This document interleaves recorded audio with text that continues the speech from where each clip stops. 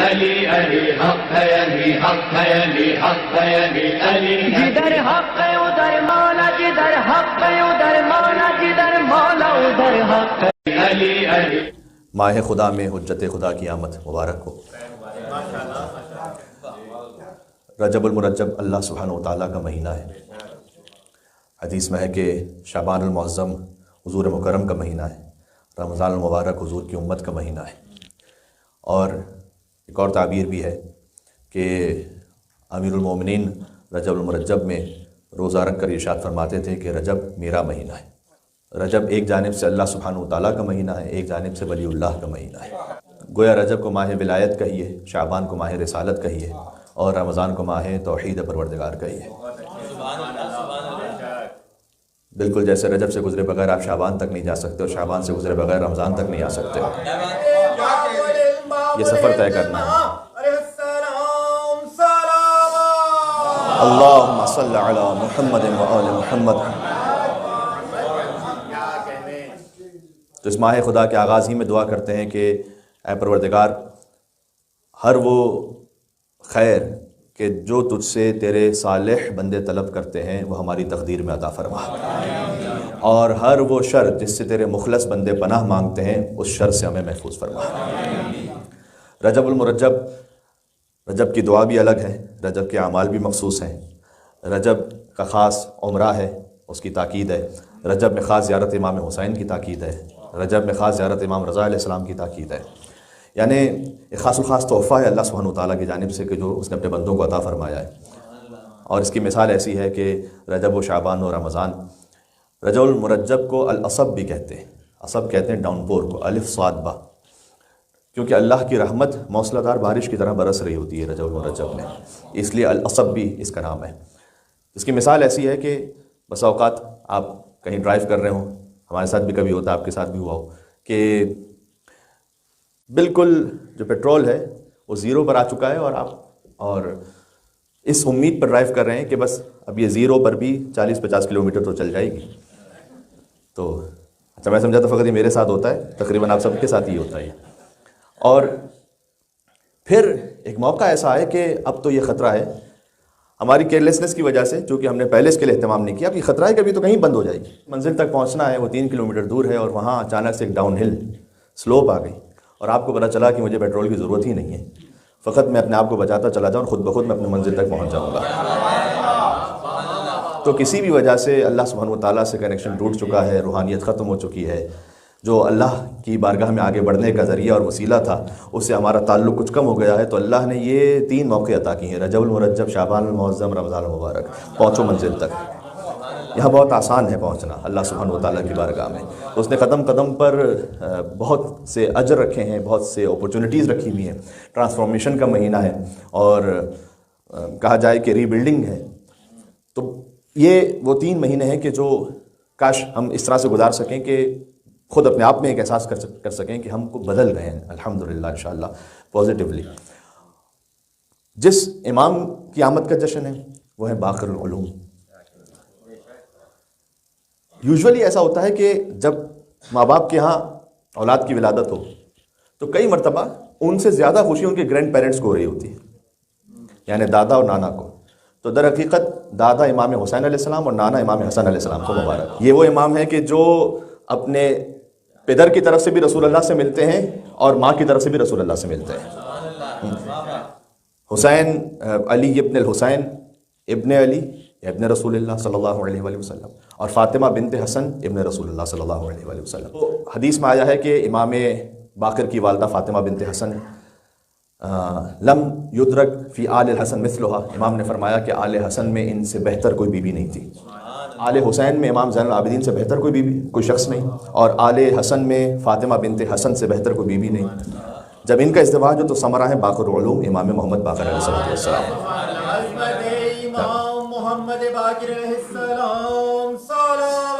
اللہم صلی علی محمد و علی محمد۔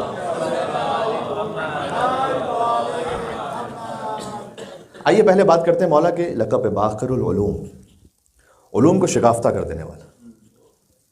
آپ سب جانتے ہیں مدینۃ العلم ہے رسول اللہ، باب العلم ہے مولا علی، باقر العلوم ہے امام پنجم امام باقر علیہ السلام۔ علم کا شہر رسول اللہ ہے، علم کا دروازہ مولا علی ہے، علوم کو شگافتہ کر دینے والے ہیں۔ کون سے علم؟ فلسفیوں کا علم، فقہا کا علم، عرفاء کا علم۔ السلام علیکم یا باقر علوم النبیین، یہ امام کی زیارت میں ہے، انبیاء کے علوم کو کھول دینے والا ہے۔ جن پر ظالمین کے ظلم کی وجہ سے پردہ پڑا ہوا تھا وہ امام محمد باقر علیہ السلام ہے۔ یعنی ایک چیز وہ جو چھپی ہوئی تھی وہ سامنے آ جائے، اس کی حقیقت کھل کے سامنے آ جائے، یہ ہے امام محمد باقر علیہ السلام۔ دیکھیں علوم کو شگافتہ کرنا، میں آپ کے سامنے مثال دوں، مثلا خود سورہ انا اعطیناک الکوثر، جس کا واضح اور بارز مصداق خود امام باقر علیہ السلام ہے، اس لیے کہ جد پدری اور جد مادری دونوں سے ائمہ علیہ السلام سے ملتے ہیں، سنی بھی ہیں حسینی بھی ہیں۔ امام محمد باقر علیہ السلام حسنی حسینی دونوں ہیں، اور ان کے بعد جتنے ائمہ ہیں وہ تمام حسنی بھی ہیں حسینی بھی ہیں، ماں کی طرف سے حسنی ہے، باپ کی طرف سے حسینی ہے۔ انا اعطیناک الکوثر فصلی لربک وانحر ان شانئک هو الابتر، تقریباً 2 سطروں پر مشتمل یہ سورہ ہے۔ اب علوم کو شگافتہ کرنے کا مطلب کیا ہے؟ تو اس میں آپ تفصیل میں جائیے، مثلا یہاں علماء کرام نے احادیث کی روشنی میں، تاریخ کی روشنی میں 100 نکات لکھے ہیں ان چند فقروں کے بارے میں، اور الفاظ پر کہ یعنی اس کی حقیقت تو پھر ائمہ علیہ السلام جانتے ہیں کہ حقیقت کیا ہے اس کی، لیکن یہ کہ جو ظاہر سے ہمیں سمجھ میں آ رہا ہے اس سے ڈرائیو کرتے ہوئے 100 نکات لکھے ہیں۔ مثلا یہ ہے ایک سادہ سی چیز جو بظاہر لگ رہی ہے، اس سے علوم کو کھول دینا، ظاہر کر دینا۔ امام کا لقب ہے باقر العلوم، علوم کو شگافتہ کرنے والا۔ آیت جو ہم نے آپ کے سامنے پڑھی ہے سورہ طٰہٰ کی آیت نمبر 114 ہے، اس کا ایک حصہ پڑھا ہے، بڑی معروف آیت ہے، اس کا آخری حصہ تو سب کو یاد ہے کہ اللہ سبحانہ وتعالیٰ نے فرمایا کہ وَلَا تَعْجَلْ بِالْقُرْآنِ مِن قَبْلِ أَن يُقْضَىٰ إِلَيْكَ وَحْيُهُ۔ اللہ سبحانہ وتعالیٰ نے کہا وَلَا تَعْجَلْ بِالْقُرْآنِ مِن قَبْلِ أَن يُقْضَىٰ إِلَيْكَ وَحْيُهُ، اے حبیب آپ اس سے پہلے کہ وحی نازل ہو جائے جلدی جلدی قرآن پڑھ کے نہ سنا دیا کیجیے۔ حضور مکرم قرآن کو جانتے تھے، پہلے سے وحی کے نازل ہونے سے پہلے سے قرآن کو جانتے تھے، تو حضور اللہ سبحانہ وتعالیٰ نے کہا کہ ابھی وحی جب نازل ہو اس سے پہلے ہی آپ قرآن نہ پڑھنا شروع ہو جائیے لوگوں کے سامنے، پہلے وحی نازل ہو جائے پھر سنائیے گا۔ وَقُلْ رَبِّ زِدْنِی عِلْمًا، اور کہیے کہ اے رب میرے علم میں اضافہ فرما۔ یہ نا قُلْ رَبِّ زِدْنِی عِلْمًا، بچے کو یہ آیت معلوم ہے۔ علوم کو شگافتہ کرنا اس کا مطلب کیا ہے؟ میں مثال دے رہا ہوں قرآن سے، قرآن ناطق کو سمجھیں قرآن ثابت کے ذریعے سے۔ قُلْ رَبِّ زِدْنِی عِلْمًا، آپ کہیے کہ اے رب، اس کا مطلب ہے کہ کہنا اللہ سبحانہ وتعالیٰ کی بارگاہ میں حیثیت اور اہمیت رکھتا ہے، ورنہ اللہ علم اضافہ کرنا چاہے تو کہے بغیر بھی عطا کر سکتا ہے، لیکن آپ دعا مانگیے، اللہ سبحانہ وتعالیٰ کو دعا مانگنا پسند ہے۔ ماہ رجب و رجب کی دعاؤں میں یا من ارجوہ لکل خیر وآمن سخطہ عند کل شر یا من یعطی الکثیر بالقلیل یا من یعطی من سأل یا من یعطی من لم یسألہ ومن لم یعرفہ، اے وہ کہ جو اسے عطا کرتا ہے کہ جو تجھ سے مانگتا ہے، تو اسے بھی عطا کرتا ہے جو تجھ سے نہیں مانگتا ہے، تو اسے بھی عطا کرتا ہے جو تجھے نہیں پہچانتا ہے۔ اللہ اسے بھی دے رہا ہے جو اسے مانگ رہا ہے، اللہ اسے بھی دے رہا ہے جو اسے نہیں مانگ رہا، اللہ اسے بھی دے رہا ہے جو اسے نہیں پہچانتا، تو پھر مانگنے کا فائدہ کیا ہوا مولانا؟ اللہ تو اسے بھی دے رہا ہے کہ جو اسے نہیں مانگ رہا، اللہ اسے بھی دے رہا ہے جو اسے نہیں پہچانتا۔ یہ مانگنا فقط اس خاطر نہیں کہ اللہ دے دے، مانگنا اس خاطر ہے کہ یہ احساس رہے کہ آ کہاں سے رہا ہے، یہ معرفت رہے۔ فقط اسباب میں نہ گم ہو جاؤ، مسبب الاسباب پر نگاہ رکھو، ورنہ جو نہیں مانگتے اللہ کو، کیا اللہ نے انہیں دینا بند کر دیا؟ کیا اللہ نے دینا بند نہیں کیا؟ یہ دعا مانگنا فقط اس خاطر نہیں ہے کہ ہمیں مل جائے، مل تو انہیں بھی رہا ہے جو دعا نہیں مانگ رہے۔ تو بہت سے لوگ پوچھتے ہیں کہ مولانا صاحب ہم اتنا اعمال کر رہے ہیں، دعا مانگ رہے ہیں، تو ٹھیک ہے ہمیں جو مل رہا ہے اس سے زیادہ کسی اور کو مل رہا ہے جو اللہ کو مانتا ہی نہیں، اسباب پہ رکا ہوا ہے، مسبب الاسباب تک آپ جاتے ہیں، یہ ہے مانگنے کا مقصد۔ مطلب ہے یا من یعطی من سأل یا من یعطی من لم یسأل ومن لم یعرفہ، تو اسے بھی تو عطا کرتا ہے کہ جو تجھے نہیں پہچانتا ہے۔ بات کو تھوڑا سا آگے بڑھاؤ، اسی خاطر ہے کہ دعاؤں میں کہ اللہم انی اعوذ بک من دعاء لا یسمع، پروردگار میں اس دعا سے تیری پناہ چاہتا ہوں جو قبول نہ ہو، اس دعا سے تیری پناہ چاہتا ہوں جو سنی نہ جائے، یہ ہے دعا میں۔ ہاں اگر دعا سن لی گئی اللہ کی بارگاہ میں تو دعا کا مقصد پورا ہو گیا، یعنی ہم نے اپنی بندگی کا اظہار کر دیا، اس کے خالق اور رب ہونے کو مان لیا، بس یہ دعا کا مقصد پورا ہو گیا۔ اب اس نے عطا کرنا ہے اپنی رحمت سے تو عطا فرما دے، اگر زیادہ بڑھ کر عطا کرنا ہے تو حکمت سے روک لے اور میدان محشر میں بڑھ کے عطا فرما دے۔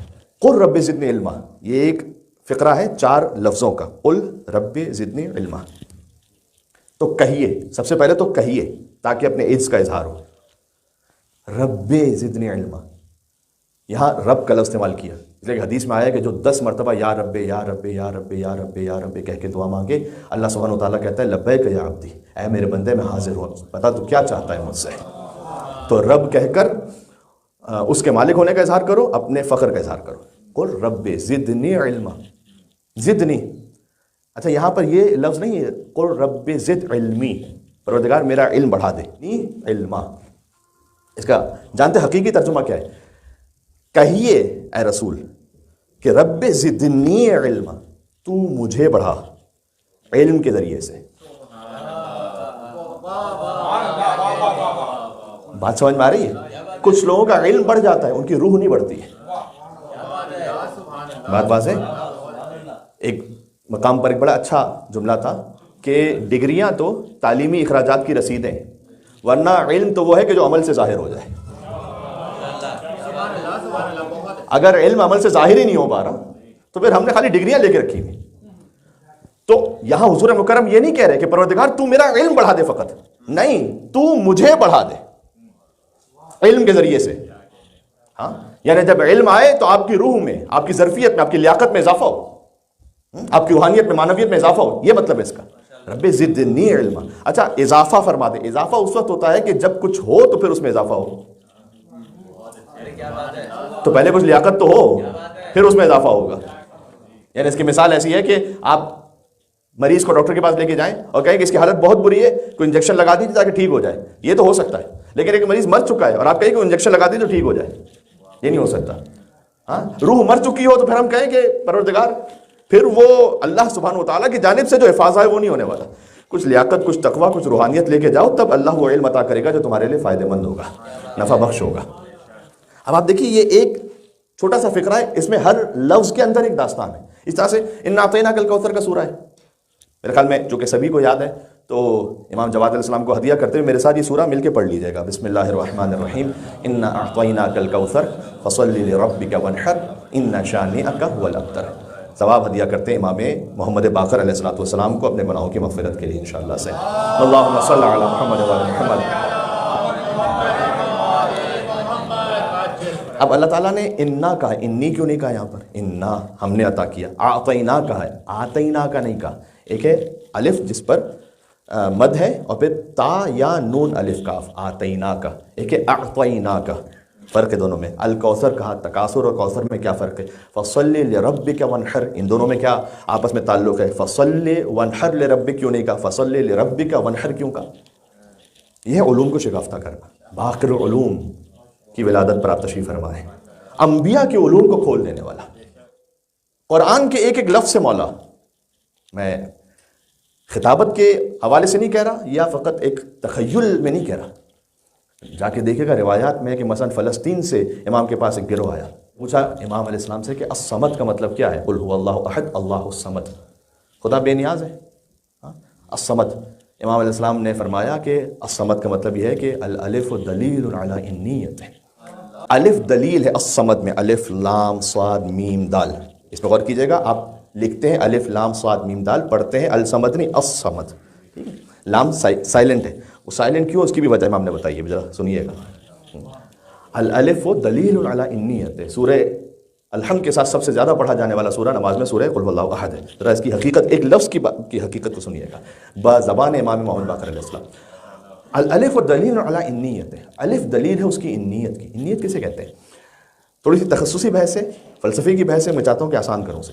وہ یہ کہ ایک مرتبہ ہوتا ہے کہ آپ اثر سے مؤثر تک پہنچتے ہیں، ایک مرتبہ ہوتا ہے کہ آپ مؤثر سے اثر تک جاتے ہیں۔ یہ کہ ہم نے شجر ثمر، کائنات کا نظام، دن رات کا آنا جانا، اس سے دیکھا کہ اس کا کچھ چلانے والا ہے، یہ سارے آثار ہیں، اس سے آپ مؤثر تک جاتے ہیں۔ ہاں، مؤثر اللہ سبحانہ و تعالیٰ جو اس میں اثر پیدا کرنے والا ہے۔ ہم سب کا یہی معاملہ ہے، اہل بیت علیہ السلام کا یہ معاملہ نہیں ہے۔ اہل بیت علیہ السلام کا معاملہ یہ کہ وہ مؤثر سے اثر تک آئے۔ کیوں؟ اس لیے کہ خود ابا عبداللہ الحسین نے دعائے عرفہ میں یہ فرمایا کہ ترددی فی الاثار، پروردگار اگر میں آثار ہی میں متردد ہو جاؤں، یعنی اسی میں گم رہوں، یوجب بعد المزار، تو یہ تو آثار میں گھومتے رہنا میرے لیے تو اس سے دوری کا سبب ہے۔ ہاں، متا غبت حتی تحتاج الی دلیل، اس لیے کہ تو میرے لیے غائب کب تھا کہ مجھے تجھے ثابت کرنے کے لیے کسی دلیل کی ضرورت پیش آئی۔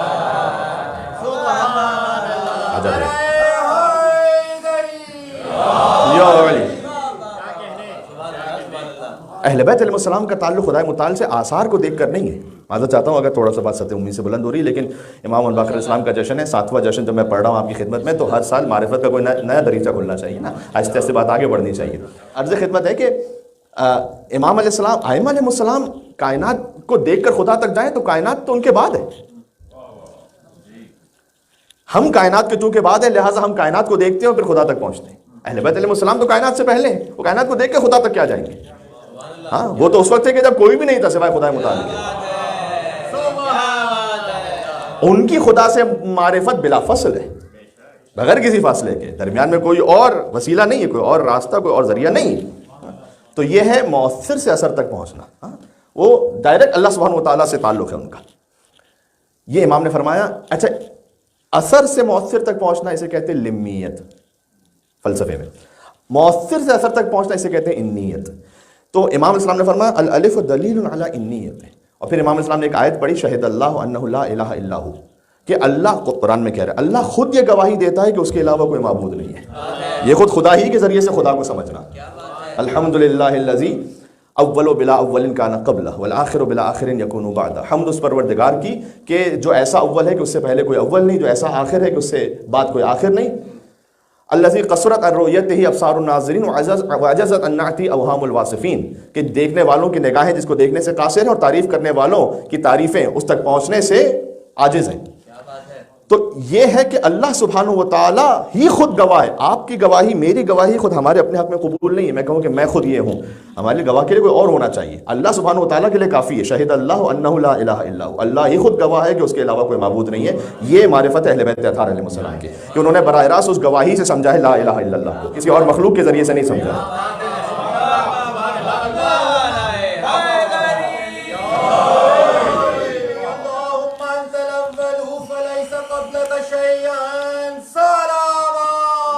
اللہم صلی علی محمد.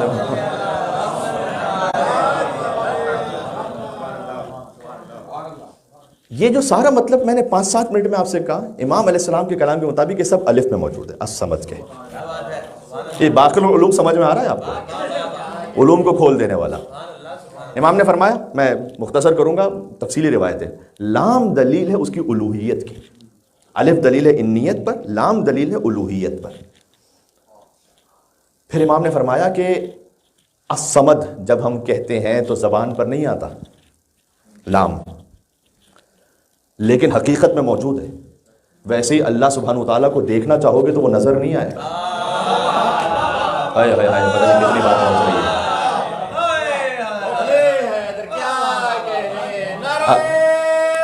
سبحان اللہ، عجب وجد ہے یہاں پر.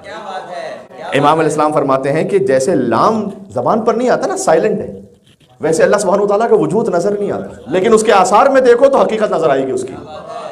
ویسے ہی لام ہے، اس لیے لام سائلنٹ ہے. یہ امام علیہ السلام الصمد کو سمجھا رہے ہیں ابھی. پھر امام نے فرمایا وصاد دلیل علی صدق کلامہ. صاد کا لفظ کا حرف اشارہ اس بات کی طرف کہ اللہ سبحانہ وتعالیٰ کا کلام صادق ہے، جو وعدہ کر لے وہ صادق الوعد ہے.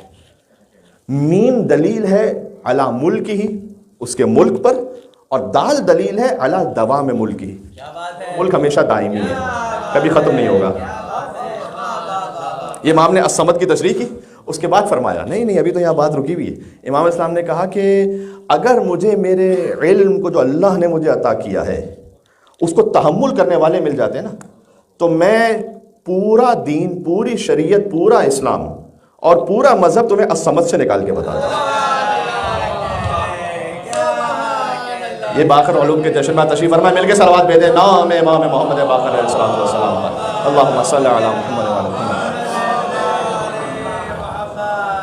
گزارش ہے کہ تھوڑا سا آگے تشریف لے آئیے گا، مومنین وہاں تک ہو چکے ہیں، زیادہ مومنین اسی ہال میں تشریف لائے، مل کے صلوات بھیجیں. اللہم صلی علی محمد وعلی محمد.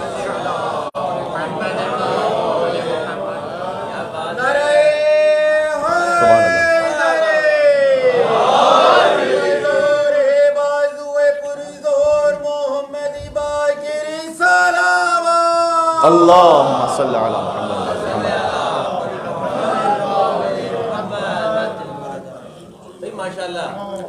امام نے کہا کہ اگر مجھے میرے علم کو تحمل کرنے والے مل جاتے تو میں دین اور شریعت و ایمان اور اسلام پورا وہ الصمد سے بتاتا. اس کے بعد امام نے کہا کہ کیسے مل سکتے تھے مجھے جب میرے جد علی بن ابی طالب کو نہیں ملے، ان کے علم کو تحمل کرنے والے جب میرے جد کو نہیں ملے۔ اور پھر امام نے فرمایا کہ وہ ایک ٹھنڈی آہ بھرتے تھے ممبر پر اور کہتے تھے سلونی سلونی قبل ان تفقدونی، کہ پوچھ لو قبل اس کے کہ تم مجھے کھو دو۔ تو اس وقت امام محمد باقر اسلام نے فرمایا کہ جب میرے جد کو نہیں ملے تو پھر مجھے بھی نہیں ملیں گے۔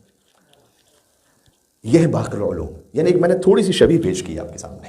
حق ہے علی، حق ہے علی، حق ہے علی، علی ہے جدھر حق ہے ادھر مولا، جدھر حق ہے